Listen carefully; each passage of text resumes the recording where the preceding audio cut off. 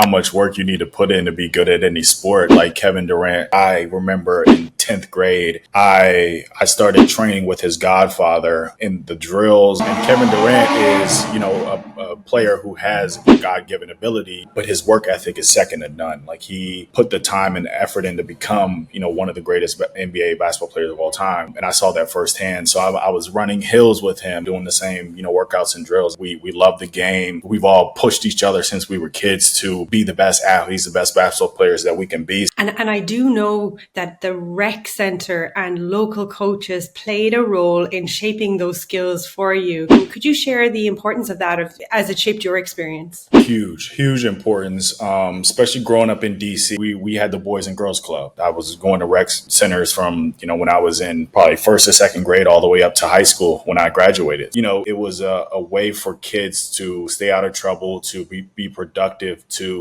really develop as athletes, but also as people. And so I think they played a crucial role in the person that I am today.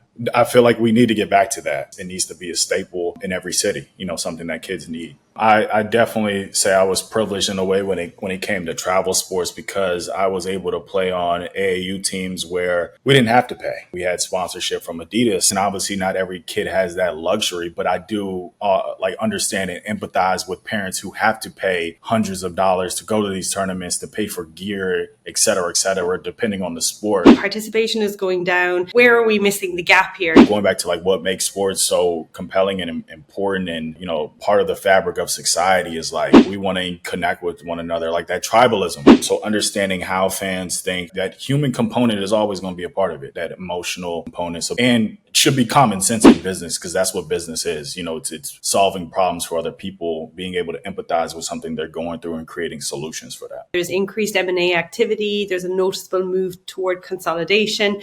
Maybe could you break down what the investment landscape looks like right now, or where you see the most capital flowing? It's a great question. It's flowing everywhere, to for being real.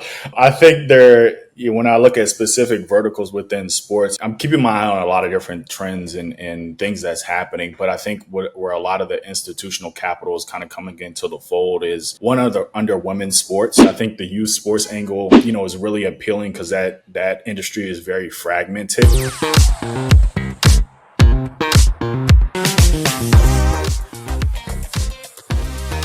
Before we start, thank you for all the DMs and great feedback on Cool Conversations, which I love to hear, so keep it coming. And what would help us even more is if you choose to subscribe. It helps me to bring you more amazing guests and cool conversations. Now let's dive into the episode.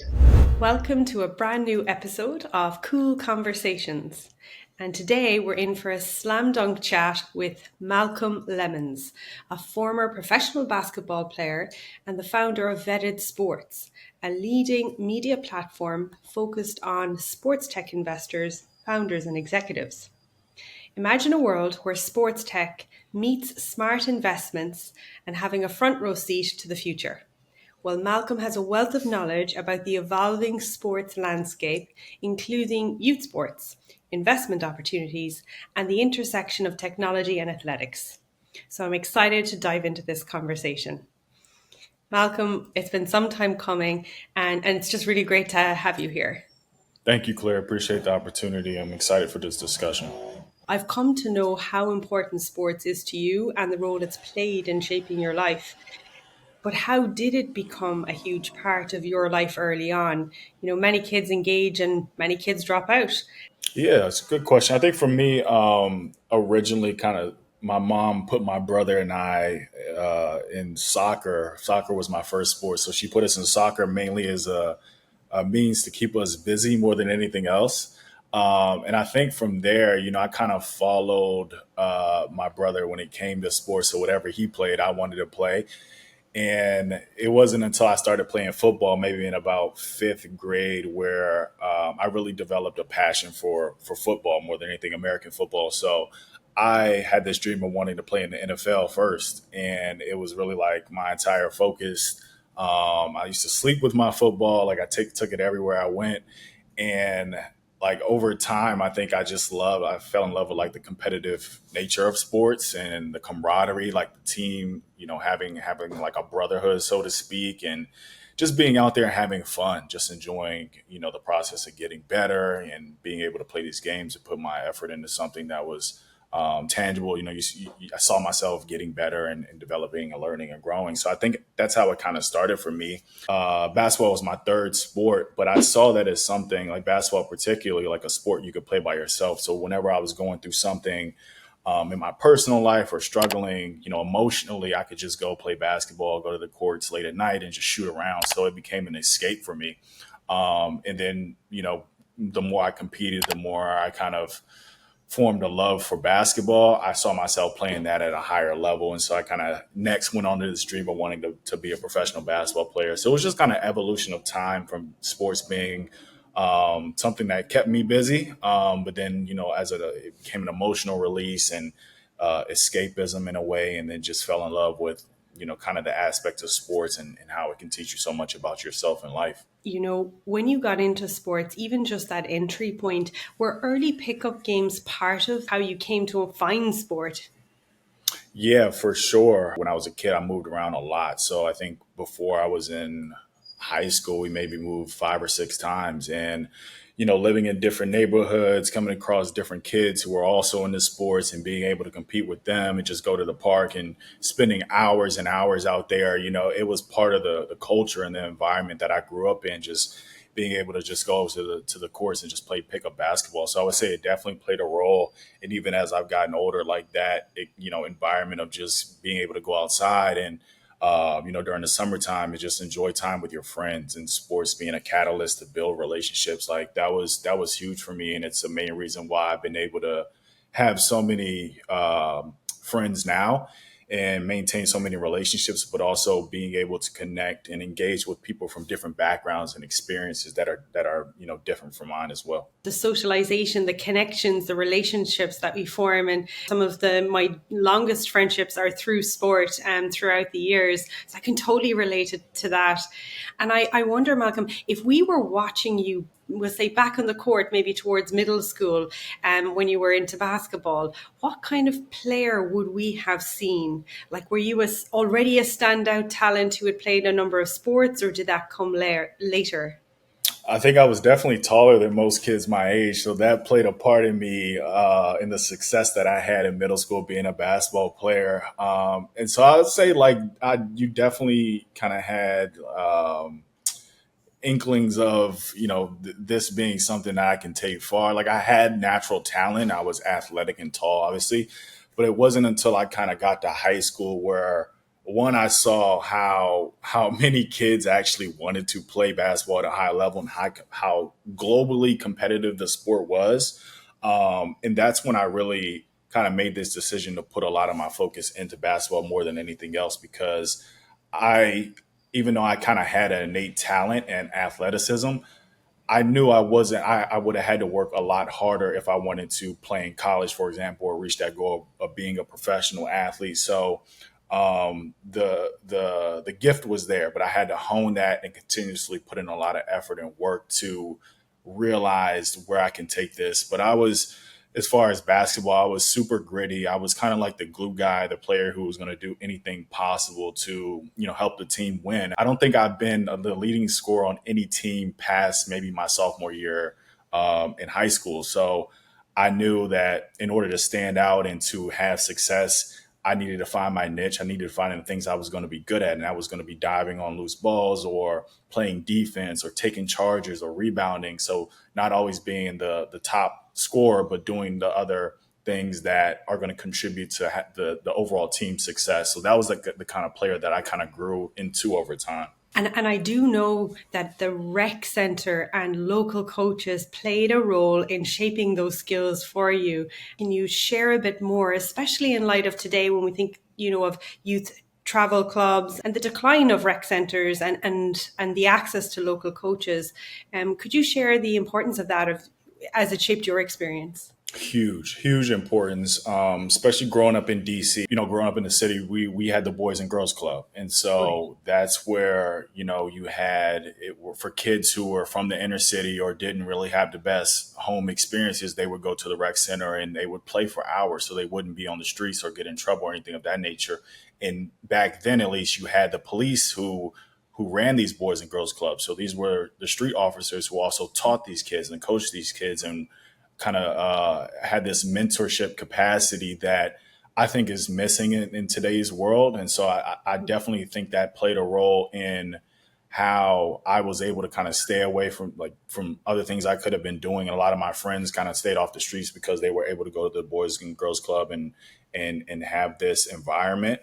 But I definitely think that's been on a decline. I mean, I'm obviously not as I don't live in DC anymore. I don't know how the city kind of is operating when it comes to that. But, it was a way for kids to stay out of trouble, to be productive, to really develop as athletes, but also as people. And so I think they played a crucial role in the person that I am today. And I was going to rec centers from, when I was in probably first or second grade all the way up to high school when I graduated. So it was an integral part in my development as a person. And I feel like we need to get back to that. I don't know if there's a funding issue or what the case is, but it definitely is something that I think all kids can benefit from. And it needs to be a staple in every city, something that kids need.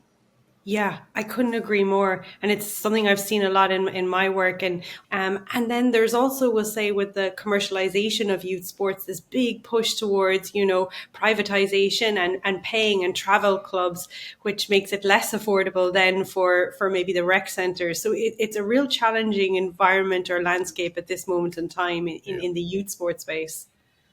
Yeah, absolutely. I definitely say I was privileged in a way when it came to travel sports because I was able to play on AAU teams where we didn't have to pay. If we our team was not to kind of toot our own horn, but we were one of the best AAU programs in the country, and we had sponsorship from Adidas, and so it's a very unique and special case, and obviously not every kid has that luxury, but I do like understand and empathize with parents who have to pay hundreds of dollars to go to these tournaments, to pay for gear, et cetera, depending on the sport.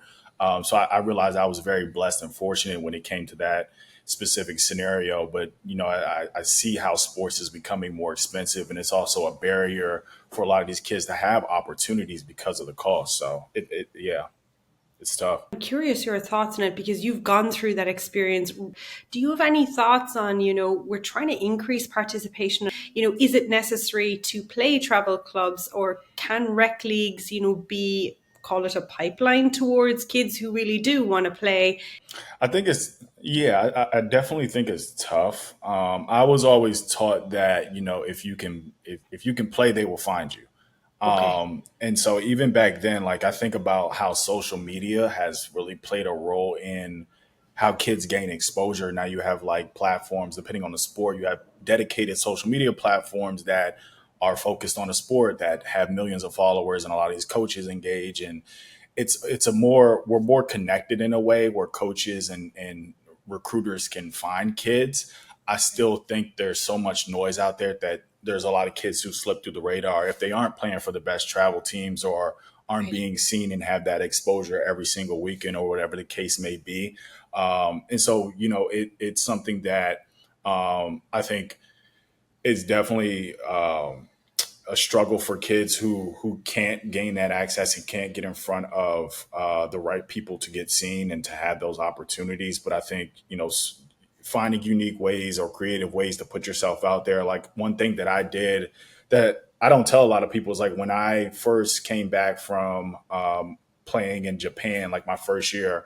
I got sent home early, and I was trying to find a different team to play for. So one of the things that I did was put together a highlight tape, and I found a list of like 1,000 coaches, trainers, scouts overseas. I was looking for a new pro team, and I would send them emails. So I think being proactive about that approach, whether it is making your own highlight tape and sending out those emails or trying to get in contact with these coaches and having these conversations, I think is a part of that process of how bad you want it.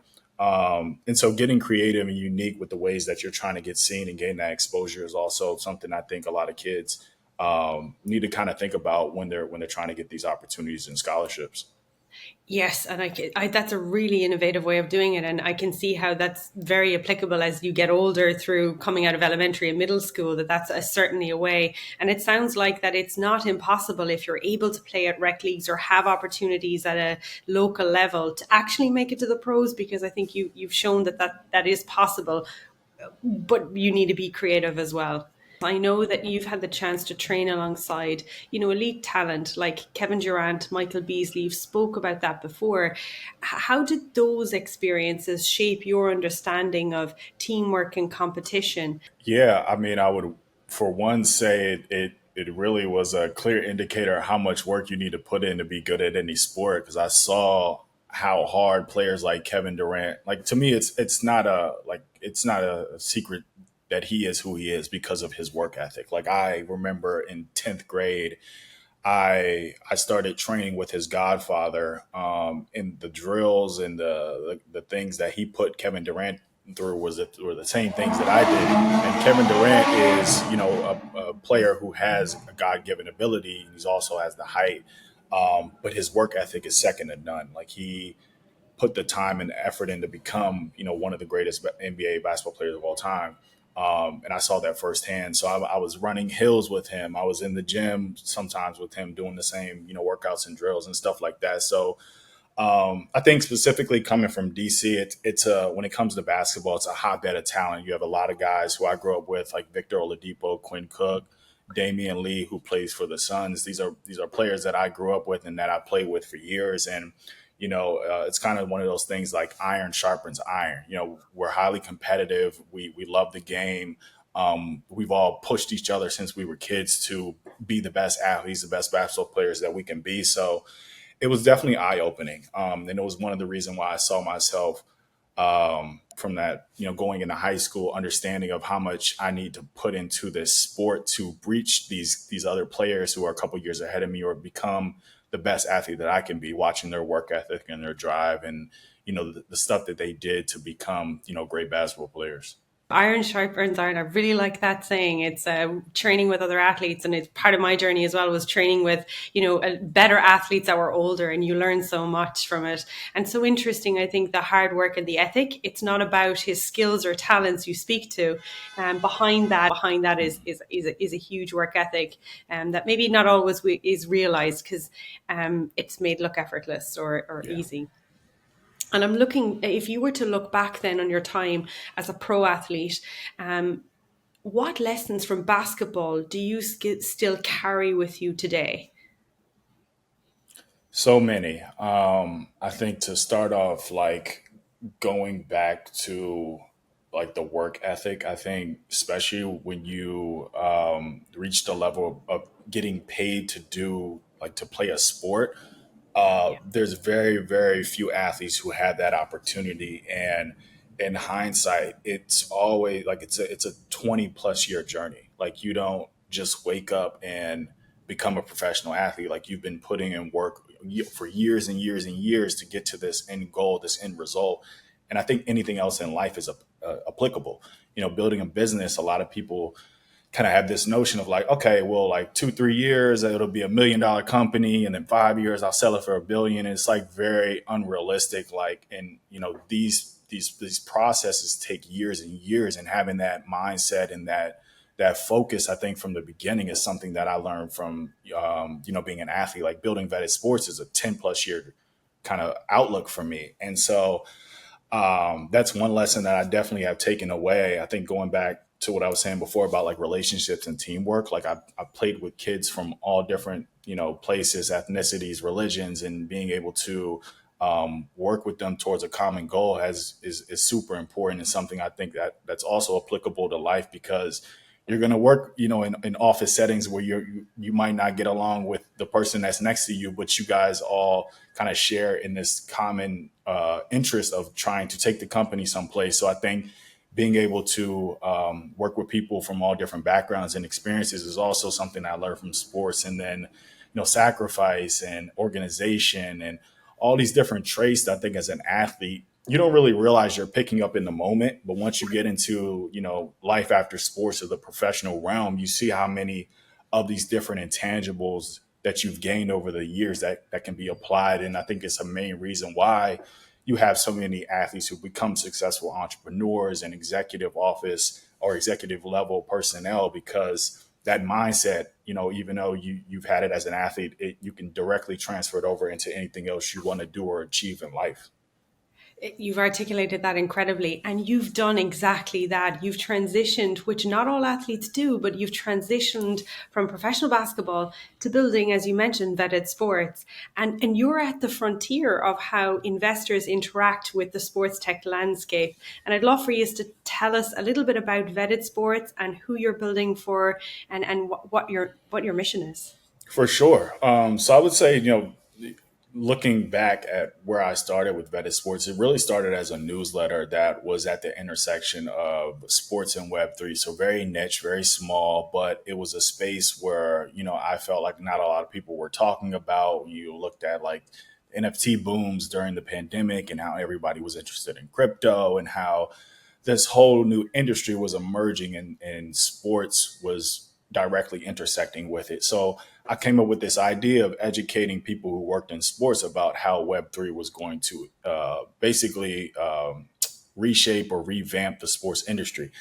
Over time, as I kind of built that newsletter, and started to maintain engagement and meet different people through it, a lot of those people were just general sports tech investors, people who were deploying capital in the sports tech space, but also founders who were building data and analytics platforms or working on a new fan engagement company or building smart stadium, like stuff like this, where I was like, oh, there's a bigger play here. There's a whole ecosystem about how technology, not just Web3, is changing the future of sports. So in that instance, I kind of had this epiphany of building TechCrunch, which is a media platform for just sports or startups in general, doing that for the world of sports. So covering a lot of these early and growth stage startups who were kind of flying under the radar or not being recognized in the same realm as some of the bigger sports focused companies in the world. And so at the beginning of 2024, kind of went through a rebranding. The newsletter was previously called the Hype Report, and so rebranded it to Vetted Sports at the beginning of this year. And the mission has always, to become the primary resource for sports founders, sports tech founders, and investors. And we've done interview-based content. We've covered news. We have a weekly newsletter where we publish basically what's happening in and around sports tech and investing, and covering different sectors of people who are doing interesting things within the space. And so a lot of that is sports tech, but a lot of that is just how sports is becoming an asset class in its own right. So we're seeing a lot of institutional capital come into the space and people wanting to be involved in sports because of team valuations, et cetera, et cetera. So there's a lot of opportunity, and Vetted Sports has always kind of had this mission of being the place where if you're interested in sports as an asset class or how technology is shaping the future trends of sports, we want to be that resource or for people to find out more about, how they can get involved in this space or just stay up to date with everything that's happening. And in such a short space of time, you've achieved that. You're achieving that and more. I mean, it is absolutely the biggest repository of information at that intersection of sports tech and investing. So you describe this sports becoming an asset class, and you've talked about how there's increased M&A activity, there's a noticeable move toward consolidation. Maybe could you break down what the investment landscape looks like right now, or where you see the most capital flowing? It's a great question. It's flowing everywhere. For being real, I think when I look at specific verticals within sports, I think what I'm keeping my eye on a lot of different trends and things that's happening. But I think where a lot of the institutional capital is kind of coming into the fold is under women's sports. So I think women's sports in general presents a really unique opportunity because the valuations are on the lower end, and this is for leagues and teams. And so people are looking at the price point, they're seeing the upside, they're seeing how the attention and the fan consumption on the women's sports side is continuously trending upward. And so that's a huge opportunity in its own right. And then, there's a lot more media coverage around women's sports, sports focused, funds. And so the growth there, I think, is really appealing for investors. But also, you think about emerging leagues and niche leagues. There's also a really good opportunity there. So I think investors are looking at where can they, obviously, the goal of any investor is to get the highest return for their partners. And so, looking at the lower ends of sports as an asset class from, outside of the realm of like a startup is like the leagues and the teams that are on the come up or that have yet to really kind of break ground. Obviously, like here in the States, like the top four leagues, those teams are all $1 billion valuations. So there's not a lot of people who can kind of play in those spaces, in those areas. But those lower totem teams in those leagues, I think it presents a really unique opportunity. And then I think when you look at the tech realm or the tech space, as I said before, like a lot of things interest me, but I think the youth sports angle, is really appealing because that industry is very fragmented. So there's a lot of institutional capital, particularly around, training, coaching clinics and stuff like that, trying to consolidate and bring that all in house. A lot of institutional capital is coming into that space. So I think overall, the landscape of sports as an asset class is particularly appealing alternatively because sports is a primary driver of engagement and connectivity. And it's, if you look at the top 100 broadcasts from last year here in the US, I think out of the top 10, seven of them were sporting events. And so it shows you maybe 50 or somewhere between 50 and 60 were sporting events. So that within itself, like the media consumption around sports and how, sports is a thing people want to experience live and it brings people together. That's going to continue to trend upward and provide a lot of opportunities going forward as this asset class grows. So I think $3 trillion right now, depending on how you define it, but that to me probably will double in the next 5 to 10 years because of kind of the growth cycle and how we're seeing it play out. The leagues you mentioned as one area of growth. Do you think that the biggest opportunities are actually outside the main leagues? I think so. When you look at valuations and the returns, I think due to media rights, the leagues or the individual teams in the leagues have progressively trended upward. I think that on the lower and like some of the valuations for, as I stated before, like women's soccer teams, for example, they're fairly priced. They're priced at a metric or a valuation where I think you can have more entry points, and then the upside in terms of like merchandise and state, like real estate, I think is another component that's going to be big, and building these mixed use areas and arenas where fans can, go shopping or they can sit and eat, and then they can go to the games. Like that, I think also plays a huge part in how these valuations will be understood.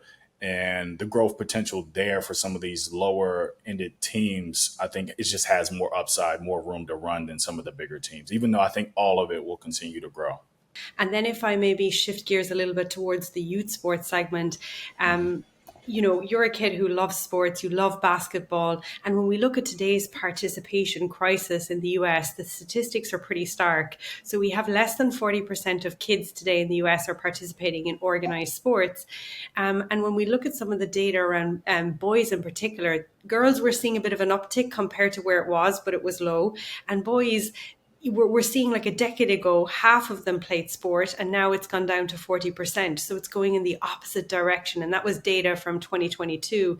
So I just wonder how you view that, and in line with the idea that kids are also viewing sports slightly different today than they were before. So we're seeing some data come out from Sports Business Journal around kids maybe being less avid sports fans when we look at Gen Alphas, the young kids today. And I think given all of this and the fragmentation, which I know you see as a ton of potential, Where are you seeing then that strategies, maybe that these big pro sports organizations or sports brands could implement to adapt to these changes within the evolving youth sports landscape?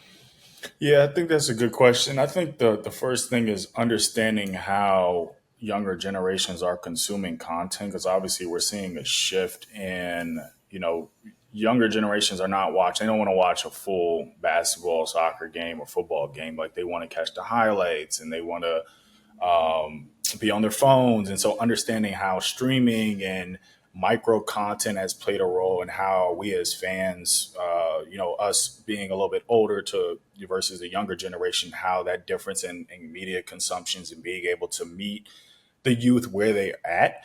I think having that, like, the organizations need to understand how to connect with the younger demographics and how they want to consume.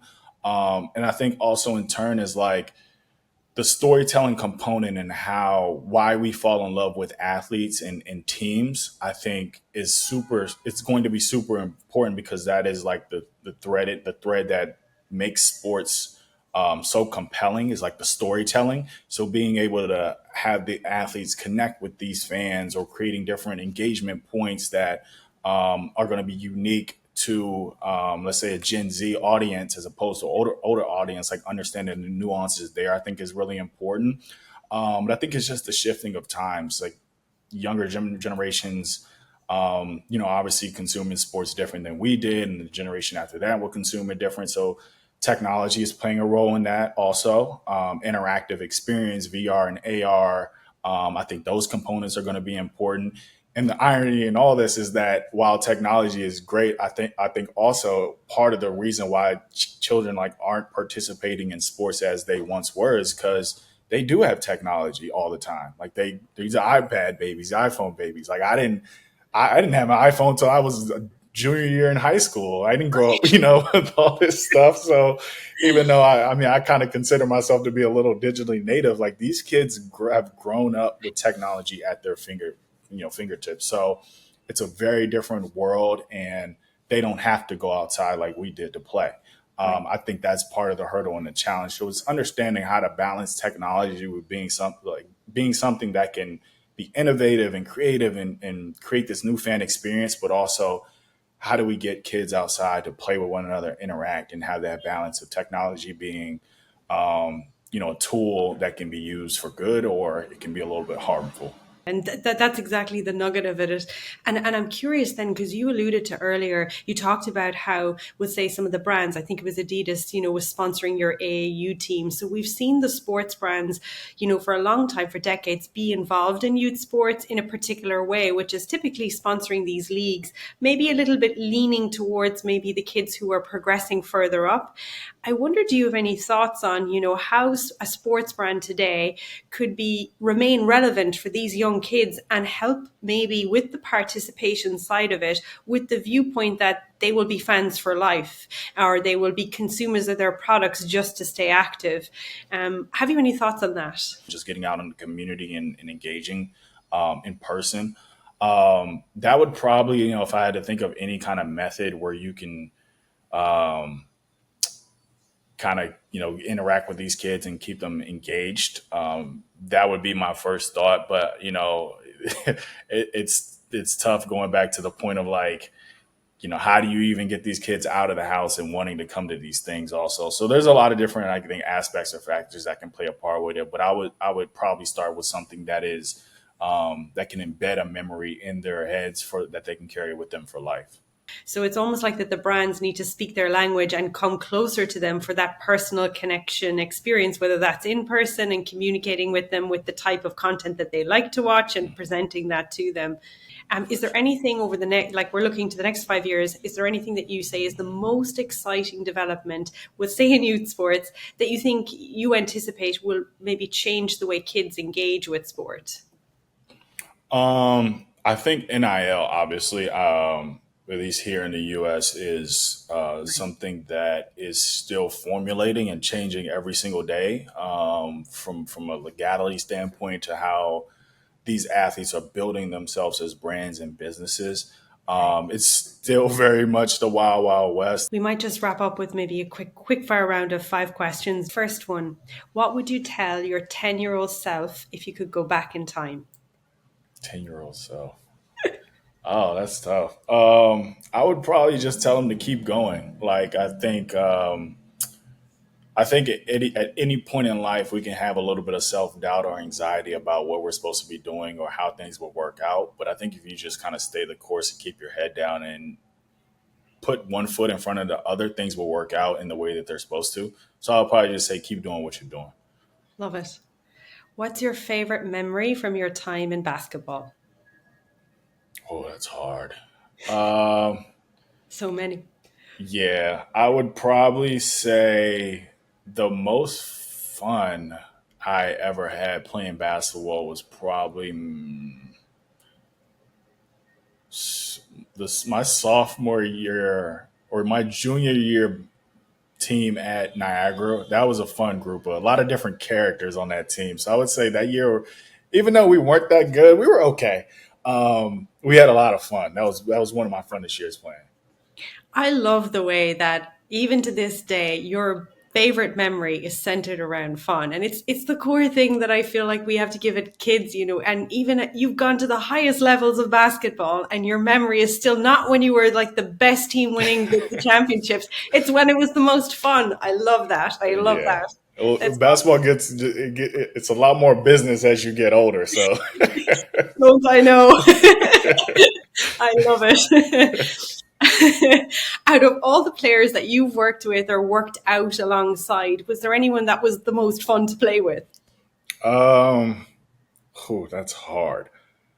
The most fun to play with. I